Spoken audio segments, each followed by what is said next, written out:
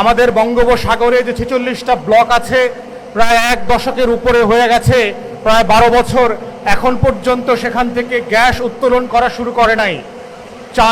Chinese স্যাটেলাইটের মাধ্যমে আমরা ইতিমধ্যে দেখেছি যে আমাদের গ্যাস ব্লকের দুই পাশ থেকে ভারত এবং বার্মা পাইপ সেট করে গ্যাস পুল করে নিয়ে যাচ্ছে আমাদের মাটির গ্যাস, আমাদের পানির নিচের গ্যাস, এবং পরিকল্পিতভাবে আমাদের জ্বালানি খাতকে বেসরকারি খাতে দিয়ে দেওয়া এবং আমদানি নির্ভর করে দেওয়া হচ্ছে বাংলাদেশের স্বাধীনতা, সার্বভৌমত্ব এবং জাতীয় নিরাপত্তার জন্য মারাত্মক হুমকি। এবং আজকেই মাত্র গতকালকে দেখলাম মাননীয় প্রধানমন্ত্রী বলছেন বার্মা থেকে ওনাকে এলএনজি আমদানি করবার চিন্তা করছেন। এটা কি আপনারা বুঝে শুনে এই কথাগুলো বলছেন? জাতীয় সংসদের সম্মানিত বিরোধী দলীয় নেতা, চিফ হুইপ, জাতীয় নেতৃবৃন্দ, প্রিয় উপস্থিতি, আসসালামু আলাইকুম। জ্বালানি সংকট যেটা চলছে, এটা গত 3.5 দশক ধরে যারা বাংলাদেশ রাষ্ট্র পরিচালনা করেছেন তাদের কালেকটিভ ফেইলিয়ার এখানে আছে। আজকের এই আবহাওয়া এবং সময়ের সংকটের কারণে আমরা খুব গভীরভাবে যেতে পারবো না, বাট একটা দুইটা ক্লু আজকের দেশবাসী এবং গণমাধ্যমের মাধ্যমে আমরা জানাতে চাই যে ইতিমধ্যে আমরা মাননীয় জ্বালানি মন্ত্রীকে দেখলাম, তিনি বিদ্যুৎ যারা সাপ্লাই করেন, গ্যাস সাপ্লাই করেন, পার্টিকুলারলি 6টা কোম্পানি, এই 6টা কোম্পানিকে বেসরকারি খাতে দিয়ে দেওয়ার জন্য আলোচনা করছেন। ইতিমধ্যে আমরা দেখতে পাচ্ছি যে মার্কেটকে এলএনজি নির্ভর করে দেবার, আমদানি নির্ভর করবার এবং এলএনজি ব্যবসায়ীদের নির্ভর করে দেবার একটা আয়োজন চলতে পারছে। গত এক দশকের ভিতরে দেখলাম এলএনজির ব্যবহার প্রায় 6-7% থেকে শুরু করে এখন প্রায় 30%-এর কাছাকাছি চলে আসছে। এবং দেখেন, যেই গ্যাসে একসময় আমরা স্বয়ংসম্পূর্ণ ছিলাম, আপনাদের প্রয়োজনে আমাদের নিজস্ব বাপেক্সকে দিয়ে আমাদের গ্যাস উত্তোলন করবার চেষ্টা, আয়োজন পুরোপুরি শূন্যের কাঠামোতে নিয়ে আসছে। আমাদের বঙ্গোপসাগরে যে 46টা ব্লক আছে প্রায় এক দশকের উপরে হয়ে গেছে, প্রায় 12 বছর এখন পর্যন্ত সেখান থেকে গ্যাস উত্তোলন করা শুরু করে নাই।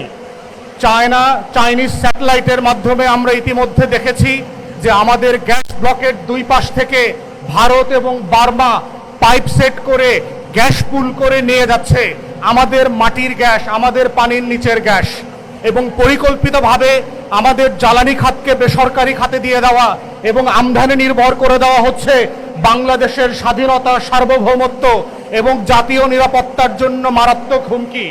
এবং আজকেই মাত্র গতকালকে দেখলাম মাননীয় প্রধানমন্ত্রী বলছেন বার্মা থেকে ওনাকে এলএনজি আমদানি করবার চিন্তা করছেন। এটা কি আপনারা বুঝে শুনে এই কথাগুলো বলছেন?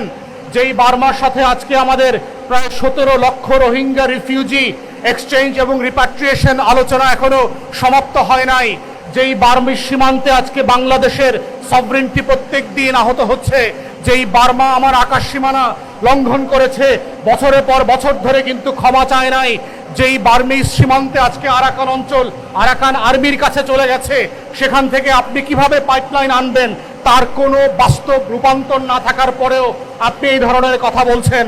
তাই আমরা দেখতে পাচ্ছি কুইক রেন্টালে বিদ্যুতে যেভাবে আওয়ামী লীগ পুরো বিদ্যুৎ খাতকে দখল করবার চেষ্টা করেছে এবং গত বছরগুলোতে সভরেন ক্লজ দিয়ে, স্বাধীন বাংলাদেশের রাষ্ট্রীয় আয়োজন দিয়ে এটার নিরাপত্তা ঝুঁকিতে ফেলে দিয়েছে, একইভাবে দেখতে পাচ্ছি বিএনপি সরকার তেল, গ্যাসের, জ্বালানির এই অংশ নিজস্ব বলয়ের ভিতর থেকে নিয়ন্ত্রণ করে, মালিকানা নিয়ন্ত্রণ করে বাংলাদেশকে আরেকটা জ্বালানি ঝুঁকিতে ফেলছে। তাই আমরা বোধ করছি মাননীয় বিরোধী দলের নেতৃত্বে সংসদে এবং সংসদের বাইরে এগুলো নিয়ে ন্যাশনাল সিকিউরিটির জায়গা থেকে, জাতীয় নিরাপত্তার জায়গা থেকে এই আলোচনাগুলো হওয়া দরকার। এটা শুধুমাত্র গ্যাস লাইনে গ্যাস থাকা না থাকা, রান্না করতে পারা না পারার প্রশ্ন না, এটা রাষ্ট্রের সার্বভৌমত্বের প্রশ্ন। আসেন সবাই মিলে সে আলাপ তুলি এবং বাংলাদেশের জ্বালানি নিরাপত্তাকে রক্ষা করি আমাদের স্বাধীনতা এবং সার্বভৌমত্বের স্বার্থে। সবাইকে অসংখ্য ধন্যবাদ। আসসালামু আলাইকুম। সম্মানিত ঢাকাবাসী, আজকের এই অবস্থানরত বিক্ষুব্ধ জনতা 11 দলীয় ঐক্যের আয়োজনে অবস্থান কর্মসূচিতে এ পর্যায়ে বক্তব্য রাখার জন্য বিনীত অনুরোধ করছি। ভুক্তভোগী পরিবারগুলোর মধ্য থেকে মুগদা থেকে আগত আসিয়া খাতুন, ভুক্তভোগী পরিবারের মধ্য থেকে আগত আসিয়া খাতুন।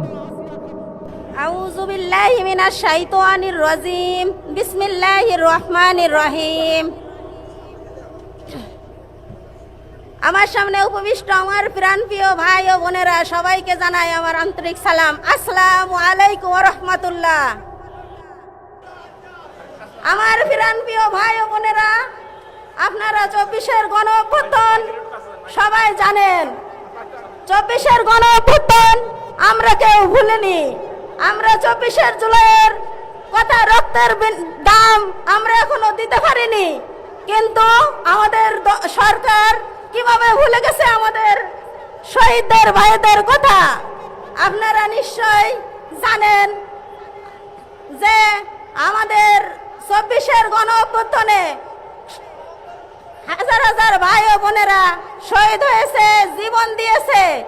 কিন্তু কালকের প্রোগ্রামটা তো আপনারা দেখেছেন, তাদের রাষ্ট্রীয় প্রোগ্রাম ছিল ডকুমেন্টারি, সেখানে শহীদ আবু সাইদের ছবিটাও দেয়নি। তারা ভুল স্বীকার করেছে, কিন্তু ভুল স্বীকার করলে কি হবে ভাই? তারা বারবার ভুল স্বীকার করবে, তারা প্রতিশ্রুতি দিবে, কিন্তু প্রতিশ্রুতি রাখবে না। তারা ভোটের আগে আমাদের প্রতিশ্রুতি দিয়েছিল, আপনাদের বিদ্যুৎ দেব, আপনাদের গ্যাস দেব, আপনাদের জ্বালানি সংকট নিরসন করব, কিন্তু তারা কি পেরেছে? তারা পারে নাই। তারা আরো আমাদের দফায় দফায় বিদ্যুতের দাম বৃদ্ধি করছে। আমরা শ্রমিক, আমরা দফায় দফায় বিদ্যুতের দাম বৃদ্ধিতে ক্ষতিগ্রস্ত হচ্ছি, আমরা দিতে পারছি না। আমাদের শ্রমিক মা ও বোনেরা আমার কাছে আসে আর বলে, আফা আজকে আমার রান্না হয়নি, আমার চুলায় আজকে পাতিল ওঠে নাই, আমার বাচ্চার মুখে আজ আমরা দুই মুঠা ভাত আমরা উঠে দিতে পারি নাই। আজ এই গ্যাস সংকটে আমার মা বোনেরা অস্থির। তারা বাসা বাড়িতে কাজ করে, তারা কলকারখানায় কাজ করে, কিন্তু বেলা শেষে এসে তারা গ্যাসটুকু পায় না। তারা অঝরে এসে কেঁদে দেয়, বলে আফা আপনার প্রোগ্রামে আসতে পারি না, দুই বেলা রান্না করতে পারি না গ্যাসের সংকটের কারণে। তাই আজ আমরা মা বোনেরা বাতিল নিয়ে উপস্থিত হয়েছি। আমাদের সরকার যদি আমাদের দাবি মেনে না নেয়, আমরা রাজপথ ছাড়বো না ইনশাল্লাহ। ভাই আপনারা কি পারবেন না? আপনারা এই প্রোগ্রামে প্রতিশ্রুতি দেন, আমাদের দাবি আদায় করে আমরা রাজপথ ছাড়বো, না হলে আমরা রাজপথ ছাড়বো না। আমরা আমাদের দাবি আদায় করে তাই ছাড়বো ইনশাল্লাহ। ইনশাল্লাহ আমরা দাবি আদায় করতে এসেছি, আদায় করে তাই বাসায় ফিরবো। তারা আমাদের প্রতিশ্রুতি অবশ্যই যেন পূরণ করে, সেই দাবি আদায় না হওয়া পর্যন্ত আমরা থেমে থাকবো না। আমরা রক্ত দিয়েছি, আরো দেব। আমরা শহীদ হয়েছি, আরো হব। বিনিময়ে দেহের শেষ রক্তবিন্দু রাজপথে ঢেলে দেব। তবু আমাদের দাবি না আদায় করে আমরা রাজপথ ছাড়বো না ইনশাল্লাহ। সবাই দোয়া করবেন। আসসালামু আলাইকুম। আসসালামু আলাইকুম ওয়া রাহমাতুল্লাহি ওয়া বারাকাতুহু। 11 দলীয় ঐক্য আয়োজিত আজকে তেল, গ্যাস, বিদ্যুতের সংকট এবং দ্রব্যমূল্যের ঊর্ধ্বগতি কমানোর দাবিতে আজকের এই মুক্তাঙ্গনে অবস্থান কর্মসূচির সংগ্রামী সভাপতি উপস্থিত আছেন। আজকের অবস্থান কর্মসূচির প্রধান অতিথি আমিরে জামাত ডাক্তার শফিকুর রহমান এবং 11 দলের কেন্দ্রীয় জাতীয় নেতৃবৃন্দ, প্রিয় সাংবাদিক ভাইয়েরা, প্রিয় ঢাকাবাসী, আজকে ঢাকার শহরে প্রায় 20 দিন যাবৎ গ্যাস নাই, বিদ্যুৎ খুব কম সময়ে থাকে, বেশিরভাগই থাকে না। জ্বালানি সংকট, তেলের সংকট, দ্রব্যমূল্যের ঊর্ধ্বগতি। আজকে গরিব দুঃখী মানুষ যখন বাজারে যায়, তখন তাদের এই ঊর্ধ্বগতিতে দ্রব্যমূল্য ক্রয় করতে নাবিশ্বাস হয়ে ওঠে। আজকে একটি দেশে যখন 20 দিন যাবৎ গ্যাস থাকে না, তেল থাকে না, তাহলে এই সরকারের দায়িত্বটা কি? আজকে জনগণের স্পষ্ট কথা, গ্যাস, তেল, বিদ্যুৎ দাও, নইলে গদি ছাইড়ে দাও। আজকে আপনি যদি জনগণের দুঃখ না বুঝেন, জনগণের কষ্ট না বুঝেন, আপনার এই দেশের ক্ষমতায় থাকার কোনো অধিকার নাই, কোনো অধিকার নাই। আমরা 11 দলীয় ঐক্য, আমরা জনগণের পালস বুঝি, আমরা জনগণের সাথে আছি, রাজপথে থাকবো। জনগণের দুঃখ দুর্দশার জন্য আমরা সাথে আছি, এর জন্য যে কোনো ত্যাগ স্বীকার করতে আমরা প্রস্তুত রয়েছি। তাই পরিষ্কার কথা, আমি আবারও বলি, অবিলম্বে গ্যাসের ব্যবস্থা করো, বিদ্যুতের ব্যবস্থা করো এবং জ্বালানি ও তেলের দাম কমাতে হবে। এমনিই তো গ্যাস নাই, আবার গ্যাসের দাম বাড়ানো হয়েছে, অর্থাৎ মরার উপর খরার গা তারা বৃদ্ধি করেছে। তাই আজকে আমরা দেখি আমাদের তারেক রহমান সাহেব, উনি মিষ্টি মিষ্টি কথা বলেন, দেশের উন্নয়নের কথা বলেন, যে এই দেশে 20 দিন যাবৎ গ্যাস থাকে না, মাসের পর মাস বিদ্যুৎ থাকে না, বাজারে দ্রব্যমূল্যের ঊর্ধ্বগতি, সেই দেশে আপনার মিষ্টি মিষ্টি কথায় মানুষের অন্তর জুড়াবে না।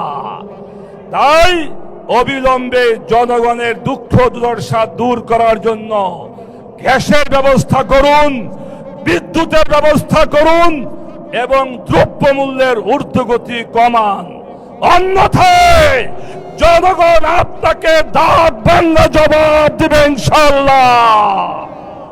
এ পর্যায়ে বক্তব্য রাখার জন্য অনুরোধ করছি 71 রণাঙ্গনের বীর মুক্তিযোদ্ধা, বাংলাদেশ জাতীয় সংসদের সাবেক সদস্য, অবসরপ্রাপ্ত মেজর জননেতা আখতারুজ্জামান।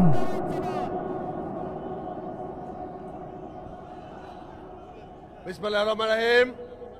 আজকের এই প্রতিবাদ সভার অবস্থান সভার সম্মানিত প্রধান অতিথি, উপস্থিত সভাপতি, জাতীয় নেতৃবৃন্দ, প্রিয় ভাইয়ের আমার, আসসালামু আলাইকুম। আজকে আমি এখানে কথা বলতে আসি নাই, আমি শুধু মায়ের কান্নাটা আপনাদের সামনে তুলে ধরতে চাই। আজকে প্রতিটি ঘরে ঘরে মায়েদের কান্না, গ্যাসের অভাবে, বিদ্যুতের অভাবে, দ্রব্যমূল্য ঊর্ধ্বগতির কারণে তার সন্তানকে দুমুঠো অন্ন দিতে পারছে না। আজকে কৃষকের কান্নার কথা বলতে আসছি। বিদ্যুতের অভাবে কৃষকের জমি শুকিয়ে যাচ্ছে, কিন্তু আমরা সেই বিদ্যুৎ পাচ্ছি না। আজকে কথা বলতে আসছি, এই যে সিএনজির চালকেরা, এই যে গাড়ির লোকেরা ঘন্টার পর ঘন্টা গ্যাসের কথা বলে গ্যাসের জন্য বসে আছে, তাদের কান্নার কথা বলতে আসছি। প্রিয় ভাইয়ের আমার, গতকালকে আমাদের মহামান্য হস্তের রাষ্ট্রপতি বড় ফুটিকা খেয়েছিলেন। তিনি একটা বক্তব্য দিয়ে এই সরকারের প্রতি উনি অনাস্থা প্রকাশ করেছেন, শুনেছেন না? কালকে উনি স্পষ্ট বলেছেন এইভাবে সরকার চলতে পারে না। তার মানে মহামান্য রাষ্ট্রপতি এই সরকারের প্রতি প্রকাশ্যে অনাস্থা জানিয়েছে। তারেক রহমান সাহেব, আজকে জনগণের কথা শুনেন, মায়ের কান্নার কথা শুনেন, শ্রমিকের দুঃখের কথা শুনেন, আমার কৃষকের কথা শুনেন, না হলে গদি ছাড়েন, ছাড়েন, ছাড়েন। ধন্যবাদ। আসসালামু আলাইকুম।